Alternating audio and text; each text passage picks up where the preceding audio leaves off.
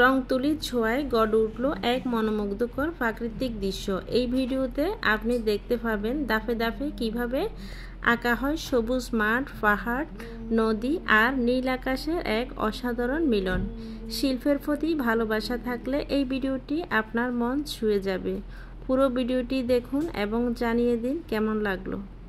আজকের ভিডিওতে অনেক সহজভাবে কিভাবে সুন্দর প্রাকৃতিক দৃশ্য আঁকা যায়। তো প্রথমে আমি একটি ঘর এঁকে নিয়েছি, এরপর পাশে আরেকটি গাছ এঁকে নিয়েছি। তো আজকের এই ভিডিওটি খুবই সিম্পল একটি দৃশ্য।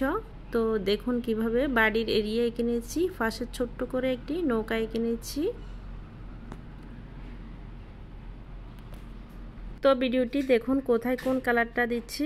আজকের এই সম্পূর্ণ দৃশ্যটিতে কালার করে দেখাবো, সে পর্যন্ত সাথেই থাকুন।